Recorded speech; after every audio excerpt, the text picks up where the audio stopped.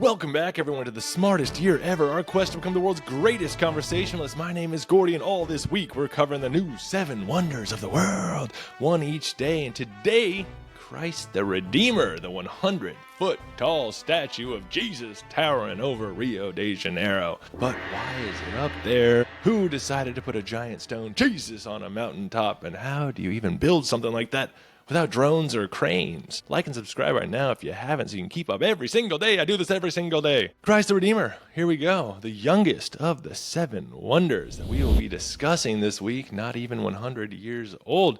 Let's start our 3rd episode about the new 7 wonders of the world with the mountain itself. It's called Corcovado, which means hunchback in Portuguese. The 2,300-foot peak overlooks Rio like a natural pedestal, and by the early 1900s, people were already tossing around ideas for what to put up there. At one point, it was going to be a monument to Princess Isabel. Princess Isabel was the heir to Brazil's throne and the woman who abolished slavery in 1888, making Brazil the last country in the Western world to do so. The move earned her praise from the church, but it also fueled backlash that helped topple the monarchy. Another idea, a massive cross. But in 1921, as Brazil approached the 100th anniversary of its independence, the Catholic Church pitched something bigger. A statue of Christ, not suffering on a cross, but standing tall, arms open wide, watching over the city. All right, I like that. The timing wasn't just religious, it was political. Brazil was going through cultural shifts and rising secularism, and many in the church wanted a public symbol to reassert their influence. Put Christ on a mountain and you literally make the church visible above it all. A design competition was held. The winner, Brazilian engineer Heitor de Silva Costa, who collaborated with sculptor Paul Landowski. Not a name I'd think was associated with this Brazilian statue. He was a French-Polish artist who actually sculpted the statue's head and hands and then shipped them to Brazil. Those are pretty surreal pictures, but those are real. Isn't that kind of funny? That's the fun fact within a fun fact.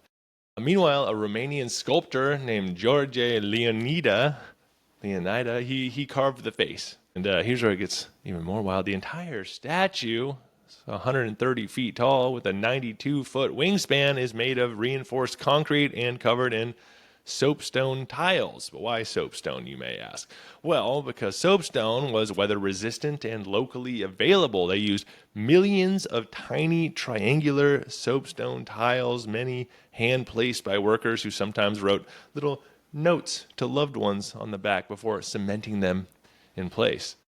Construction took 9 years from 1922 to 1931, and they built it on top of a mountain without helicopters, cranes, or paved roads even. Materials were hauled up via a small cogwheel railway, originally built for tourists, and much of the final assembly was done by hand on scaffolding in the wind at altitude, like OSHA having a nightmare right there. When it was finally unveiled in 1931, they flipped a switch in Rome that lit up the statue in Rio.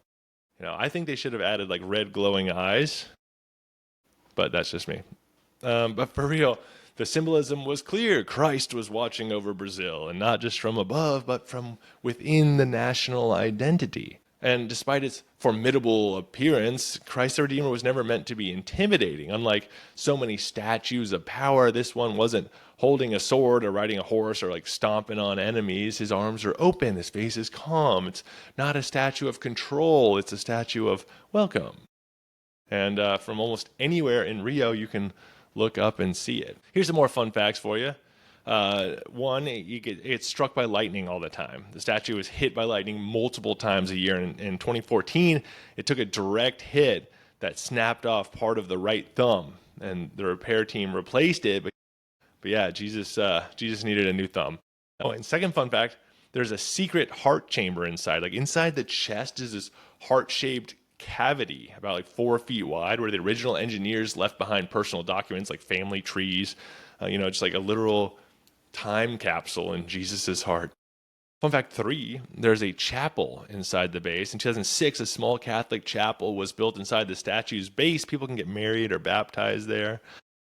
Yeah, just inside Christ the Redeemer. That's kind of interesting. Another little fact about it is that the color has started to change. The quarry used to source the original soapstone tiles is now depleted, so new restoration tiles come from other sources. So if you look closely, you can spot color variations on the surface. Just Jesus is aging. He's literally aging. So there you have it. Christ the Redeemer, equal parts religion, engineering, and national branding, built one tile at a time on top of a hunchback mountain. Thanks to all my sources, which can be found in the YouTube description. Go check those out. Let me know, have you been here? Would you want to go there? What do you think of this one? Let me know your opinions. Share this with someone. Like, subscribe if you haven't. I'd appreciate it. Go check out my 1-minute version at Smartest Year Ever. You can find that everywhere on social medias for that 1-minute version. And in the meantime, stay curious and stay clever on our quest to become the world's greatest conversationalists. I will see you tomorrow in the smartest year ever.